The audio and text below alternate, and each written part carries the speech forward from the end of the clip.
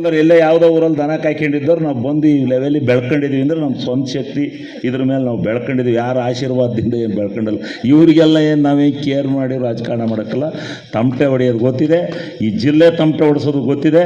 ಪುಟ್ಟೇಗೌಡರಂಥವ್ರು, ಗೋಪಾಲ ಸ್ವಾಮಿಯವ್ರಂಥವ್ರು ಇವರೆಲ್ಲ ಹೇಳ್ಬೇಕು, ರೇ ಅವ್ನು ಚೆನ್ನಾಗಿ ತಮಟೆ ಹೊಡಿತಾನೆ, ಕೊಡ್ರಿ ಅವನಿಗೆ ಕೊಡಿಸ್ರಿ, ಗೂಟದ ಕಾರಲ್ಲಿ ಬರ್ತೀನಿ ನೋಡಿದಂಥ ಕಥೆಯ ಕೊಡಿಸ್ರಿ. ಆಮೇಲೆ ನೋಡ್ರಿ ಈ ಜಿಲ್ಲೆ ರಾಜಕಾರಣನ ಯಾರು ಸುಮ್ಮನೆ ಏನಾಗುತ್ತೆ ರೀ. ಒಬ್ಬ ಗೆದ್ದಿರೋದು ಗೆದ್ದಿದ್ವಿ, ಏನೋ ಕಾಂಪಿಟೇಷನ್ ಐತೆ ಅಂದರೆ ಬೇಡ. ಅಂಥ ಪ್ರಬಲ ದೇವೇಗೌಡರ ಕುಮಾರಸ್ವಾಮಿಯವರ ವಿರುದ್ಧ ಶರಣದು ಬಂದು ಈಚೆ ಕಡೆಗೆ ಬಂದ್ರಪ್ಪ. ನನ್ನ ಹತ್ರಲ್ಲೂ ಬಂದು ಭಾಷಣ ಮಾಡಿದ್ರು ಗಣಶಿಯನ್ ಪೋಸ್ಟಲ್ಲಿ.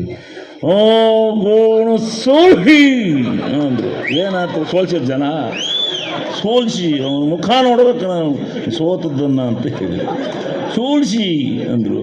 ಆತ ವೀಲ್ ಚೇರ್ ತಗೊಂಡು ಊರೂರಿಗೆ ಹೋದರು. ಏನಾಯ್ತು? ಏನಲ್ಲ, ನಮ್ಮ ಕೆಲಸ, ನಮ್ಮ ಹೋರಾಟ, ಜನದ ಭಾವನೆ ನಮ್ಮ ಮೇಲಿತ್ತು, ಗೆದ್ದಿದ್ವಿ. ಅದಲ್ಲ ಪ್ರಶ್ನೆ.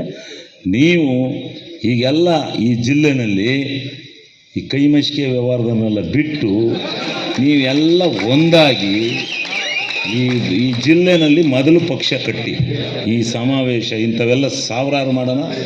ಏನು ಬೇಕಾದ್ರೂ ಈ ಜಿಲ್ಲೆನಲ್ಲಿ ತರೋಣ. ಯಾವ ಇದನ್ನು ನಮ್ಮ ಸರ್ಕಾರ ಇದೆ, ನಾವ್ಯಾಕ್ರಿ ಹೆದರಬೇಕು? ಸರ್ಕಾರ ಇಟ್ಕೊಂಡು ನಾವ್ಯಾಕ್ರಿ ಹೆದರಬೇಕು? ಬೆಳಿಗ್ಗೆ ಎದ್ದು ಏನು ಬೇಕಾದ್ರೂ ಮಾಡೋಣ. ನೀವು ಈ ಜಿಲ್ಲೆಯ ನಾಯಕತ್ವನ ಮಾಡೋದಕ್ಕೆ ನಮ್ಮ ಶ್ರೇಯಸ್ ಪಟೇಲ್ರವ್ರು ಸೆಂಟ್ರಲ್ನಲ್ಲಿ ಹೇಳ್ಬೇಕು, ಹಾಸನ ಜಿಲ್ಲೆ ಹಿಂಗಾಗಿದೆ, ಹಿಂಗೆಲ್ಲ ಗೆಲ್ಸ್ಯಾರ ನಮಗೊಂದು ನಾಯಕತ್ವ ಕೊಡಿ ನಮ್ಮ ಹಾಸನ ಜಿಲ್ಲೆಗೆ ಅಂತ ಕೇಳ್ಬೇಕು ನೀವೆಲ್ಲ. ಇನ್ನು ನನಗಿಂತ ಯಾರಾದರೂ ತಮಟೆ ಬಡಿಯೋರಿದ್ರೆ ಕರ್ಕೊಂಡೋಗಿ ಅವ್ರಿಗೆ ಕೊಡಿ.